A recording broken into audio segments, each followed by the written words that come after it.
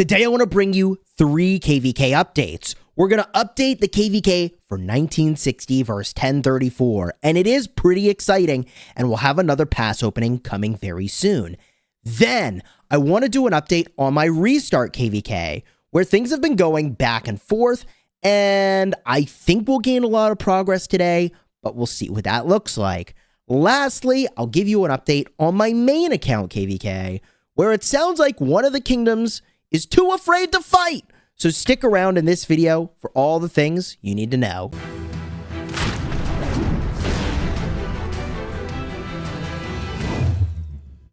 Hello, my friends, and welcome back. I'm Chisgule Gaming, and it's kind of exciting that there are so many big KvKs going on all at once, or at least I have been just spending so much time fighting in all these different games. It's been really crazy, and you know, a lot of the times I could live stream it, but things are a little bit slow with back and forth on forts and when storehouses get low, so I'd rather kind of do a summary. Let me know your thoughts down below in the comments. So the big news in the 1960 KvK is that the sort of right-hand side of the map here is really getting dominated by 1875 and 2891. And they were able to pull a ton of progress toward this pass over here, which is a really, really big deal. And in addition, they've been sort of closing in on this really crazy wall of forts. And we've seen fort walls in the past. If properly staffed, a fort wall will last you as long as it sort of needs to, between now and presumably allies from this center zone, 2377, coming into the fight. So I think that as long as 1671 can maintain this fort wall, which is an extremely achievable thing as long as they don't get dropped, then they will be probably fine. And it's a little bit tough to like look at this mess of forts and understand what's happening because like there's literally forts on top of forts. And, you know, look, I really do feel like this is not something that should be allowed in the game. I don't think that using forts like flags is healthy for the sort of state of the game, but it sure does let you stall out a KvK, and you can't blame them for using the tactic. I've said that repeatedly. If the tactic's in the game, you should expect players to use it. So they're holding off this part of the zone still, waiting for allies, presumably, to come in. But this pass looks really locked up for 2891. And that's a big deal. Because if we look to the other side of the map, we can see that 1960 has been pushing. So for the ground that 1671 has been losing, 1960 has been trying to push, and that's what they have to do. We know that 1034 and 2268 were going into a defensive posture because they literally told us that. I was chatting with Plato Gaming, and he was like, yeah, bro, we're going defensive because they won't run out of resources and speed-ups, and we could, theoretically. So we'll make them work, and we'll play the defense, which, in my opinion, makes a lot of sense. So 1034 and their allies, 2268, have been defensive. And the thing that 1960 has been able to accomplish is more and more progress pushing toward this particular Kingsland pass. Now, at this point, I think it's likely that 1960 will get this pass, because I don't think there's a lot of ground to surrender, and I don't think that the 1034-2268 team really needs to die on this hill. So I would assume that going into Kingsland, we're going to be looking at a 3 passes versus 5 passes situation, which is kind of funny because it's 3 kingdoms versus 5 kingdoms anyways, right? So I expect that 1671 will have to build towards one of these passes to have an entrance into Kingsland. It looks like it's going to be this pass right over here. 1960 needs to fully claim this pass in order to enter into Kingsland. And you'll have to pardon me, I'm still recovering from like almost losing my voice, which is a part of the reason I'm doing a summary today instead of a stream. So I think this KvK is pretty exciting, and we really don't know who's going to win yet. I think the middle camps can change things up, but I will point out that the middle camp entry is more meaningful for the northern teams, that's the 1960 teams, because they only had 3 war camps to begin with. So 1/3 of their punching power is represented by the sort of middle kingdom, whereas 1/5 of the punching power, hypothetically, is represented by the bottom middle kingdom. So I think it could get really spicy still in Kingsland. Subscribe so you don't miss that battle. For now, I want to take you to my restart, and I need to get into this fight very soon here, but I wanted to record this video first, which is why I've got some gatherers out. But for those of you wondering what my day is like, by the way, I wake up, jam out some quick in-game stuff, send out the gatherers while eating breakfast, and then like I go to record. That's my morning. So here I am in the go to record stage of the morning, right? But we've been fighting for this ground for a really long time.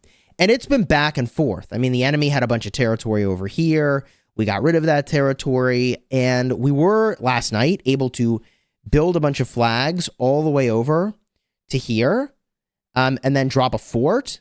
And the enemy in our downtime destroyed those flags and built up from this fort again. So there's just a lot of back and forth in this zone, which is to be expected between two kingdoms that are technically evenly matched, although they, I believe, have more power and kill points than we do. I feel like we're fighting very well. And I'm very happy with the outcome so far for this zone, and we still have more fighting, which is definitely something you're not going to want to miss. Consider subscribing. If I go to the other side of the map, our allies over here, which is the Imperium Kingdom, are getting pretty worked, it looks like. And I was afraid this might be the case when I was like, yeah, I mean, they got two kingdoms in this war camp. And I don't know how they've distributed entering into the zone, but it's a kind of 2v1 from a kingdom standpoint. And so 1824 is really getting pressed here. And I assume they're maybe defending, but it looks like they're maybe free burning. So for them, I think their next re-entry point is likely to be into this zone. And that may have to happen with the support of our allies from over here. So it's going to be interesting to see how these kingdoms work together to kind of make that happen. And what's going to happen there, I don't actually know yet. In my perfect world, we would really be able to push this zone ourselves, control this zone, and give our allies a lot of breathing room on the right-hand side and force the northern teams to sort of support on the left. We knew this would be a tough KvK since the opposing team had more kingdoms, more power, and more kill points. But I do think this is a winnable KvK for us, even though we've got sort of the harder end of the fight. I think we could still do it. And I think that, you know, we'll really learn a lot more as the subsequent zones open up and we see how our allies are able to progress. I think that'll be extremely informative. So from here, let's go to the main account. And the main account's been a weird one. We queued up for a Strife of the Eight. We queued up with a kingdom that wanted to fight us. And so we were really hoping that we'd get a Strife pop and be able to have this KvK where we knew there was going to be a kingdom we could go and fight. Unfortunately, however, there was sort of a match not found in that Strife queue. And so we switched over to Heroic Anthem. And in our Heroic Anthem matchmaking, we are an A kingdom. People don't seem to understand that we are actually an A kingdom, okay, in 2605. This is my main account. We are not Imperium, okay? Imperium means you have this little icon, right? You're in the top 24 by power. We have a lot of really, really, really stacked players. Really, really, really powerful players. And someone said, oh, well, you are the top 21 by power. But remember, Imperium counts players over 150 million as 150 million, which is definitely significant. But we are a one alliance kingdom. And in case you hadn't seen, we're going to do a 1v3 or technically 1v6 because there are 6 kingdoms in here.